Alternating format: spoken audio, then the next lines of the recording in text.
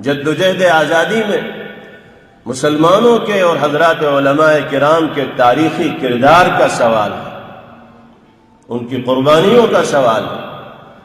تو اس کو تو بھلایا نہیں جا سکتا اور تاریخ کے صفحات سے مٹایا نہیں جا سکتا۔ جدوجہد آزادی کی تاریخ اس وقت تک مکمل نہیں ہو سکتی جب تک کہ مسلمانوں کی خدمات، قربانیاں اور ان کی کارگزاریاں اور علماء کرام کی خدمات کا تذکرہ نہ کیا جائے۔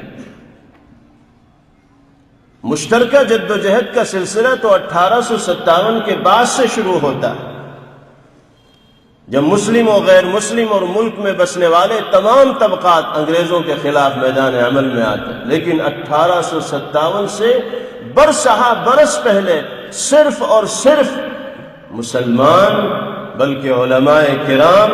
انگریزی سامراج کے خلاف محاذ آرائی میں منہمک اور مشغول دکھائی دیتے ہیں۔ اس وقت سے مسلمان انگریزوں کا مقابلہ کر رہے ہیں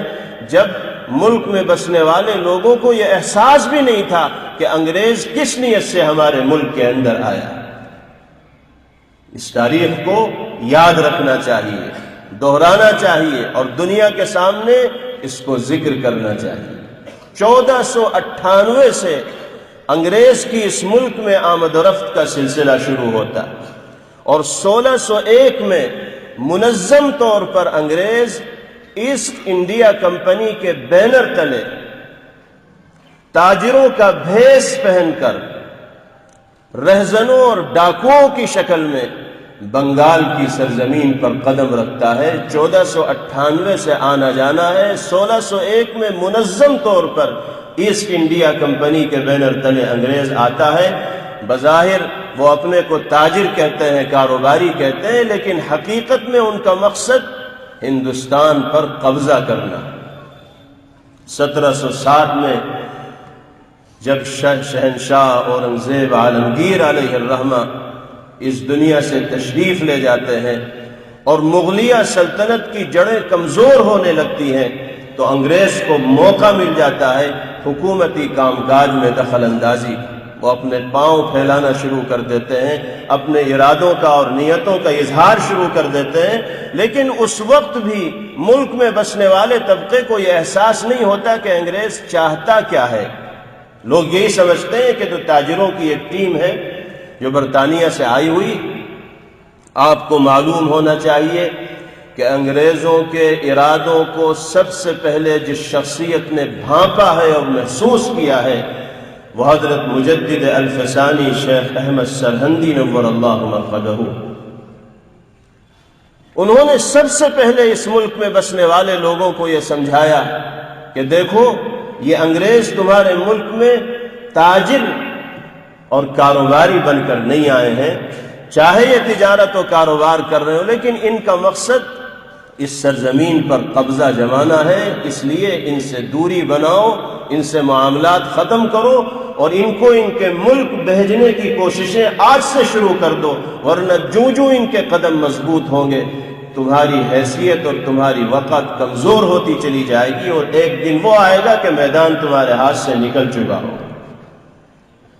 لیکن حضرت مجدد الفسانی علیہ الرحمہ کی بات اس وقت لوگوں کی سمجھ میں نہیں آتی تھی۔ لوگوں کو اس بات پر یقین ہی نہیں ہو پا رہا تھا کہ اتنی دور سے آئے ہوئے لوگ اتنی بڑی سلطنت و حکومت پر کیسے قابض ہو جائیں گے، لیکن حضرت کو اس کا ادراک تھا اور انہوں نے اپنے متبعین، اپنے ماننے والوں، اپنے تلامذہ اور اپنے شاگردوں کے دلوں میں بھی اسی فکر کو اور اسی کڑھن کو پیدا کیا کہ تمہیں ہر محاذ پر انگریزوں سے محتاط رہنے کی، ان سے دوری بنائے رکھنے کی اور ان کو اپنے ملک سے دور کرنے کی کوشش کرنی۔ حضرت مجدد الفسانی علیہ الرحمہ دنیا سے تشریف لے گئے، لیکن جو جذبہ آپ کے دل میں موجزن تھا وہ منتقل ہوتے ہوتے حضرت شاہ ولی اللہ محدث دہلوی علیہ الرحمہ کے پاس آیا۔ شاہ صاحب نے بھی اسی جذبے کے مطابق لوگوں کا ذہن بنایا، مختلف اسفار کیے، حقیقی صورتحال سے لوگوں کو واقف و باخبر کرایا۔ حضرت شاہ ولی اللہ علیہ الرحمہ بھی دنیا سے تشریف لے گئے، لیکن جو جذبہ، جو کڑھن، جو فکر ان کے دل کے اندر تھی، اس فکر کو انہوں نے اپنے تلامذہ اور اپنے متبعین اور ماننے والوں کے دلوں میں منتقل کیا۔ شاہ صاحب کے بعد آپ کے لائق و فائق فرزند و جانشین حضرت شاہ عبدالعزیز محدث دہلوی علیہ الرحمہ اسی فکر اور جذبے کے امین بنے، اور جہاں تک کام حضرت شاہ ولی اللہ علیہ الرحمہ لے کر گئے تھے، اس سے آگے شاہ عبدالعزیز محدث دہلوی علیہ الرحمہ اس کام کو لے کر چلے، اور پوری طاقت و قوت کے ساتھ انہوں نے ملک میں بسنے والے لوگوں کو یہ باور کرایا کہ یہ ہمارے دوست، ہمارے خیر خواہ اور ہمارے ہمدرد نہیں ہیں، بلکہ یہ ہمارے پیروں تلے زمین نکالنے کے لیے اس ملک کے اندر آئے۔ یہاں تک کہ 1803 میں جب انگریزی سامراج دہلی کی سلطنت پر براجمان ہونے میں کامیابی حاصل کرتا ہے اور لال قلعے پر فتح کا جھنڈا ان کی طرف سے گاڑا جاتا ہے، اور یہ اعلان کر دیا جاتا ہے کہ خلق خدا کی، ملک بادشاہ سلامت کا، حکم کمپنی بہادر کا، اور لوگوں کی زبان پر یہ بات آ جاتی ہے کہ حکومت شاہ عالم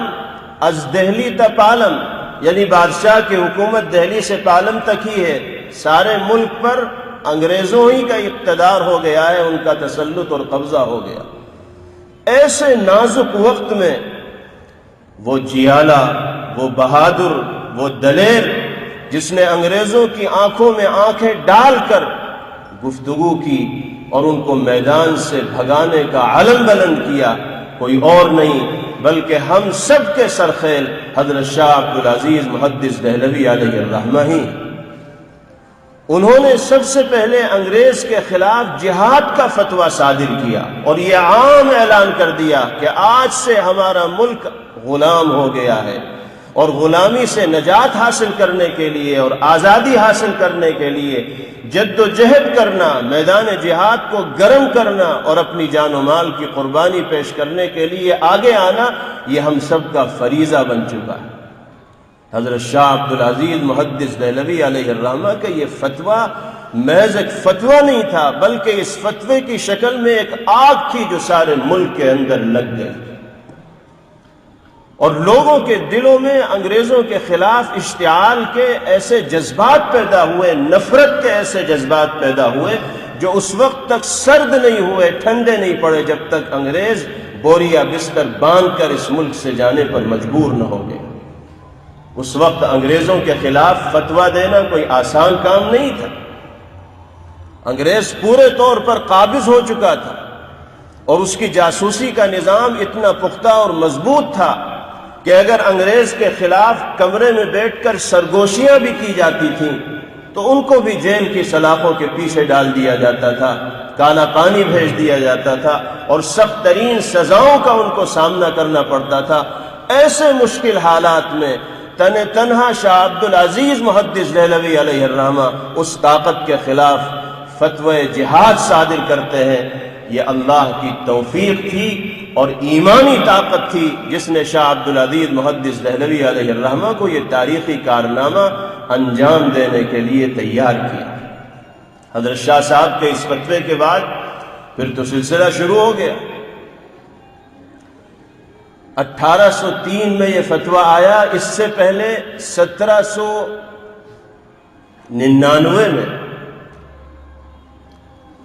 سرنگا پٹنم کا جانباز مجاہد شیر ہند سلطان ٹیپو شہید علیہ الرحمہ برابر انگریزوں کے خلاف محاذ آرائی میں لگا ہوا،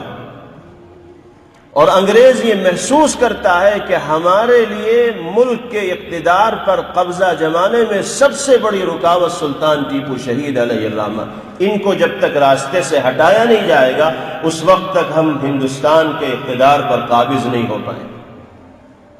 چنانچہ تاریخ یہ بتاتی ہے کہ اپنوں ہی کی غداری کی وجہ سے، میر صادق جیسے لوگوں کی غداری کی وجہ سے 1799 میں سرنگا پٹنم کے میدان میں انگریزوں سے مقابلہ کرتے ہوئے ان کے دانت کھٹے کرتے ہوئے سلطان ٹیپو شہید علیہ الرحمہ نے جام شہادت نوش فرمایا، اور ان کے سانحہ شہادت کے بعد انگریز کو اور انگریزی افسران کو ایسا اطمینان ہوا اور خوشی کے ایسے گیت انہوں نے گانے شروع کیے اور ہاتھ اٹھا کر یہ اعلان کرنا شروع کیا کہ آج سے ہندوستان ہمارا ہے، کوئی طاقت اب ہمیں ہندوستان کے اقتدار پر قابض ہونے سے نہیں روک سکتی۔ اللہ نے اپنے اس بندے کے اندر، اس کے چہرے میں وہ رعب عطا فرمایا تھا کہ ان کے بے جان لاشیں کے قریب جانے کی ہمت انگریزی افسران اور جنرل نہیں کر پا رہے تھے۔ ان کے جسم سے روح نکل چکی تھی، وہ بے حس و حرکت تھے، لیکن مورخین لکھتے ہیں کہ رعب ایسا تھا کہ پتا پانی ہو رہا تھا بے جان لاشیں کے قریب جانے سے، یہاں تک کہ دور سے ڈلے مار کر دیکھا گیا کہ ابھی کچھ رمق باقی ہے یا باقی نہیں۔ جب یہ یقین ہو گیا کہ اب بالکل جان نکل چکی ہے، تب انگریزی جنرلوں کو یہ ہمت ہوئی کہ وہ سلطان ٹیپو شہید علیہ الرحمہ کے قریب جا سکے۔ آج کا دن ایسے ہی مجاہدین آزادی کی خدمات کو اور قربانیوں کو خراج عقیدت پیش کرنے کا دن، اور کتنے افسوس کی بات ہے کہ چند سالوں سے اسی ملک کے اندر مہم چلا کر سلطان ٹیپو شہید علیہ الرحمہ کی شخصیت کو داغدار کرنے کی اور مجروح کرنے کی کوشش کی جا رہی ہے، ان کی ساری خدمات اور قربانیوں پر پانی پھیرنے کی کوشش کی جا رہی ہے، اور جو طبقہ اس طرح کی بدترین حرکتیں کر رہا ہے اس طبقے کو شہ مل رہی ہے ارباب اقتدار کی جانب سے۔ یہ انصاف نہیں، تاریخ کے ساتھ کھلواڑ ہے، یہ ناانصافی کی بدترین مثال ہے کہ جس شخص نے انگریز جیسے دشمن کا مقابلہ کرنے کے لیے سب کچھ داؤ پر لگا دیا، آج اسی ملک کے رہنے والے کچھ لوگ اس کی قربانیوں پر پانی پھیرنے کی کوشش کر رہے ہیں۔ 1799 میں سلطان ٹیپو شہید علیہ الرحمہ کی شہادت کا واقعہ پیش آیا۔ اس سے پہلے 1756 میں نواب سراج الدولہ میر جعفر کی غداری کی وجہ سے بنگال کی سرزمین پر انگریزوں سے مقابلہ کرتے ہوئے جام شہادت نوش کر جاتے ہیں۔ 1756 میں نواب سراج الدولہ کی شہادت ہوتی ہے، 1799 میں سلطان ٹیپو شہید علیہ الرحمہ کی شہادت ہوتی ہے، 1803 میں انگریز لال قلعے پر یونین جیک لہرا دیتا ہے اور اسی کے بعد انگریزوں کے خلاف فتوی جہاد صادر ہوتا ہے۔ پھر 1818 سے حضرت سید احمد شہید علیہ الرحمہ اور شاہ اسماعیل شہید علیہ الرحمہ کی قیادت و سرکردگی میں علماء اور دردمندان ملت کا ایک قافلہ ملک کے طول و عرض میں سفر کرتا ہے، گاؤں گاؤں جاتا ہے، قریہ قریہ جاتا ہے، دیہات دیہات جاتا ہے، بستی بستی جاتا ہے، مسلمانوں کے درمیان بھی جاتا ہے، غیروں کے درمیان بھی جاتا ہے،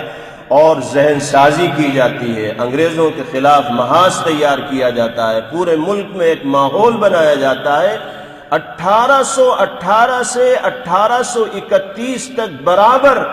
یہ دونوں حضرات انگریزوں کے خلاف مصروف عمل ہیں، میدان بنانے میں لگے ہوئے ہیں، لوگوں کو تیار کرنے میں لگے ہوئے ہیں، یہاں تک کہ 1831 میں بالا کوٹ کے میدان میں شاہ اسماعیل شہید اور سید احمد شہید علیہ الرحمہ اپنے جانثار ساتھیوں کے ہمراہ جام شہادت نوش کر جاتے ہیں۔ بڑی طاقت کمزور پڑ جاتی، وہ مجاہدین جو تیار ہوئے تھے بالا کوٹ کے میدان میں شہادت کا جام نوش کر جاتے ہیں، لیکن جو لوگ باقی رہتے ہیں وہ ہمت نہیں ہارتے۔ انگریزوں کے خلاف اشتعال کی جو بڑھتی ہوئی آگ ہے وہ مدھم تو ضرور پڑتی ہے، لیکن جو چنگاری لگی ہوئی ہے وہ چنگاری ختم نہیں ہوتی۔ چنانچہ اس چنگاری کی برابر آبیاری کی جاتی رہتی ہے، اس چنگاری کی حفاظت کی جاتی رہتی ہے، یہاں تک کہ 1857 میں منصوبہ بند طریقے سے ملک میں بسنے والے تمام طبقات کو ساتھ لے کر انگریزوں کے خلاف یک بارگی حلہ بولنے کا نظام بنایا جاتا ہے، منصوبہ بنایا جاتا ہے۔ 1857 میں انگریزوں کے خلاف حملہ کرنے کا جو منصوبہ بنتا ہے اس میں تمام طبقات جو ملک میں بسنے والے ہیں وہ شانہ بشانہ شریک ہوتے ہیں، لیکن قیادت 1857 میں بھی علماء کرام کے ہاتھ میں ہوتی ہے، چاہے وہ شاملی کا میدان ہو یا ملک کے دوسرے میدان ہو، قیادت کرنے والا طبقہ اس وقت بھی علماء کرام کا ہوتا ہے۔ 1857 میں یکبارگی انگریزوں کے خلاف حملہ کیا جاتا ہے، جگہ جگہ ان کے خلاف لوگ میدان کے اندر آتے ہیں، اور انگریز یہ یقین نہیں کر پاتا ہے کہ کس طرح ملک کے مختلف طبقوں میں ہمارے خلاف مقابلہ کرنے کے لیے لوگ میدان میں آنے کے لیے تیار ہوں گے، کیونکہ وہ تو یہ سمجھ بیٹھا تھا کہ ہم نے اپنے تمام مخالفین کی زبانوں کو اور ان کے قلم کو بند کر دیا ہے، کوئی ہمارے خلاف بول نہیں سکتا، لکھ نہیں سکتا، آ نہیں سکتا۔ اس انگریز کو یہ سوچنا بڑا مشکل ہو رہا تھا کہ ملک میں اس طرح کے حالات ہمارے خلاف کیسے پیدا ہو گئے۔ چنانچہ 1857 میں جو لوگ انگریزوں کے سامنے آئے، ان کا بڑی سختی کے ساتھ انگریزوں نے مقابلہ کیا، اور بڑی تعداد میں اس موقع پر ہندوستانیوں نے جام شہادت نوش کیا، جس میں صرف 2 لاکھ مسلمان ہیں جنہوں نے شہادت کا جام نوش کیا ہے، اور ان 2 لاکھ مسلمانوں میں 51,500 صرف علماء کرام ہیں جنہوں نے اس موقع پر جام شہادت نوش کی۔ سارے ملک میں شہیدوں کے خون سے اس ملک کی سرزمین رنگین ہو جاتی ہے، اور 1857 میں بظاہر ہندوستان کا جو محب وطن طبقہ ہے وہ یہ سمجھتا ہے کہ ہم ناکام ہو گئے اور ہمیں کامیابی نہیں مل پائی، لیکن پھر بھی جو لوگ باقی بچے رہتے ہیں وہ ہمت نہیں ہارتے اور برابر کوششوں میں لگے رہتے ہیں، یہاں تک کہ 1857 کے ٹھیک 10 سال کے بعد دیوبند جیسی گمنام بستی میں انار کے ایک درخت کے نیچے ایک مدرسے کی، ایک مکتب کی داغ بیل ڈالی جاتی ہے، جس میں پڑھانے والے بھی ایک استاد ہوتے ہیں اور پڑھنے والے بھی ایک طالب علم ہوتے ہیں۔ بظاہر تو وہ ایک مکتب و مدرسے کی تاسیس ہوتی ہے اور قیام ہوتا ہے، لیکن اس کے پیچھے صرف تعلیم و تعلم مقصود نہیں ہوتا، بلکہ ایسے مجاہدین کی فوج تیار کرنا بھی مقصود ہوتا ہے جو اپنے اکابر اور بزرگوں کے ورثے کے امین ہوں، اور جو مشن ہمارے بزرگوں نے چھیڑا ہے اس مشن کو پایہ تکمیل تک پہنچانے کے لیے ہر طرح کی بازی لگانے کے واسطے تیار رہنے والے۔ چنانچہ آپ نے دیکھا اور تاریخ جانتی ہے کہ ایک دن وہ آتا ہے کہ وہی معمولی سا مکتب و مدرسہ ایک ایسے تناور درخت کی شکل اختیار کر لیتا ہے کہ جس کی چھاؤں سے آج سارا عالم مستفید ہو رہا ہے، اور انشاءاللہ مستقبل میں بھی مستفید ہوتا رہے۔ اسی ادارے کے جو سب سے پہلے طالب علم ہیں شیخ الہند حضرت مولانا محمود حسن دیوبندی نور اللہ مقدہ، انہوں نے جو فکر اس ادارے میں پڑھنے والے طلباء کو عطا کی اور جو ذہن سازی انہوں نے کی اور جس انداز میں انہوں نے تربیت کی، تو پھر پورے ملک کے اندر وہ جماعت تیار ہو گئی جو انگریزوں سے ہر طرح سے لوہا لینے کے لیے تیار تھی۔ دارالعلوم کے قیام کے 10 سال کے بعد 1867 میں دارالعلوم دیوبند کا قیام ہوا، اس کے ٹھیک 10 سال کے بعد 1878 میں انجمن ثمرۃ التربیت کے نام سے حضرت شیخ الہند علیہ الرحمہ نے ایک انجمن کا قیام فرمایا، اور اس انجمن کے ذریعے در حقیقت لوگوں کی تربیت کی جا رہی تھی، مجاہدین کو تیار کیا جا رہا تھا انگریزوں کے خلاف۔ مختلف ناموں سے پھر وہ انجمن کام کرتی رہی۔ اسی انجمن کے زیر انتظام حضرت شیخ الہند علیہ الرحمہ کی معرکۃ الآرا تحریک ریشمی رومال کا آغاز ہوا، جو بڑی لاجواب تحریک تھی۔ اگر وہ تحریک پائے تکمیل تک پہنچ جاتی اور یہ خواب شرمندہ تعبیر ہو جاتا تو پھر ملک کی صورتحال بھی اکثر تبدیل ہو چکی ہوتی، لیکن اللہ کی قدرت ہے اور نہ جانے اس میں باری تعالیٰ کی جانب سے کیا حکمت رہی ہوگی کہ جب یہ تحریک اپنی آخری منزل کے بالکل قریب پہنچ چکی تھی اور سارا نظام طے ہو چکا تھا کہ اندرونی طور پر انگریزوں کے خلاف بغاوت کی جائے گی اور بیرونی جو طاقتیں تھیں ان سے شیخ الہند علیہ الرحمہ کے روابط ہو چکے تھے، پوری تیاری ہو چکی تھی کہ اندرونی طور پر ہم لوگ انگریزوں کے خلاف بگل بجائیں گے، بیرونی طور پر آپ لوگ انگریز پر دباؤ ڈالیں گے، ہماری طرف سے ایک نئی حکومت قائم کر دی جائے گی جو انگریزی حکومت کی متوازی ہوگی، اور اس حکومت کے جو عہدیداران تھے ان کو بھی طے کر دیا گیا تھا۔ راجہ مہندر پرتاپ کو اس حکومت کے لیے صدر کا عہدہ تجویز کیا گیا تھا۔ یہ ساری چیزیں تشکیل پا چکی تھی، لیکن قبل اس کے کہ اس پر عملی طور پر اس کا نفاذ ہوتا، راز فاش ہو گیا، اور 1878 میں انجمن ثمرۃ التربیت کے نام سے جس تحریک کا آپ نے آغاز فرمایا تھا، 1915 میں حضرت شیخ الہند علیہ الرحمہ اس راز کے فاش ہونے کی وجہ سے پابند سلاسل کر دیے گئے۔ آپ کو مالٹا کی جیل میں قید با مشقت کی سزا گزارنی پڑی، آپ کو وہاں صعوبتوں کا، مشقتوں کا اور دشواریوں کا سامنا کرنا پڑا۔ آپ کے ساتھ آپ کے تلامذہ حضرت شیخ الاسلام مولانا سید حسین احمد مدنی نور اللہ مرقدہ، حضرت مولانا عزیر گل صاحب علیہ الرحمہ اور دیگر حضرات بھی تھے۔ یہ ایک پوری تاریخ ہے جس سے یہ اندازہ ہوتا ہے کہ کتنی قربانیوں کے بعد اللہ پاک نے اس ملک میں آزادی کے سورج کو طلوع کیا، لیکن بظاہر اس راز کے فاش ہونے کے بعد بھی مسلمانوں نے ہمت نہیں ہاری، بلکہ جد و جہد کے سلسلے کو جاری رکھا۔ 1919 میں جمعیت علماء ہند کا قیام عمل میں آیا، پھر اس کے بینر تلے مشترکہ جد و جہد مسلسل کی جاتی رہی۔ 1942 میں تحریک سول نافرمانی اور نمک آندولن کے نام سے تحریک چھیڑی گئی، مختلف تحریکیں ملک کے اندر چھیڑی جاتی رہیں، یہاں تک کہ 15 اگست 1947 میں اس ملک میں آزادی کا سورج طلوع ہوا۔ یہ انتہائی مختصر تاریخ ہے جد و جہد آزادی کی، جس سے یہ اندازہ لگایا جا سکتا ہے کہ آزادی کی اس تاریخ میں ہمارے اکابر اور بزرگان دین کا اور ملک میں بسنے والے تمام طبقات کا کتنا بڑا ہاتھ ہے، اور اس آزادی کے ذریعے انہوں نے کیا خواب دیکھا تھا، اسی خواب کے مطابق ہمیں اس ملک کو بنانے کی ہر ممکن کوشش کرنی ہے۔ اور جو لوگ اس ملک میں نفرت کا زہر گھول کر مذہب کے نام پر، طبقے کے نام پر لوگوں کو تقسیم کرنے کی کوشش کر رہے ہیں،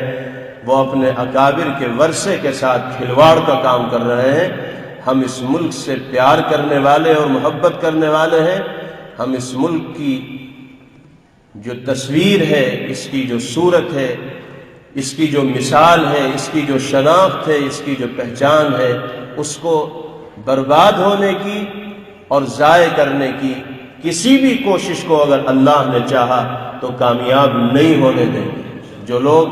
زہر گھول کر ملک کا ماحول خراب کرنا چاہتے ہیں، ان کے خلاف اسی طرح مشترکہ جد و جہد کی ضرورت ہے جس طرح انگریزی سامراج کی غلامی سے اور ان کے چنگل سے نجات حاصل کرنے کے لیے مشترکہ جد و جہد کی گئی تھی۔ مجھے امید ہے کہ ملک میں بسنے والے غیر مسلم برادران وطن کا بھی انصاف پسند طبقہ اس حقیقت کو سمجھے گا، اور نفرت کا زہر گھولنے والی ان طاقتوں کو منہ توڑ جواب دینے کے لیے اقلیتوں کے ساتھ میدان عمل میں آ کر ملک کی حفاظت کا انتظام کرے گا۔ اللہ پاک ہم سب کے حامی و ناصر و مددگار ہوں۔ وآخر دعوانا ان الحمد للہ رب العالمین۔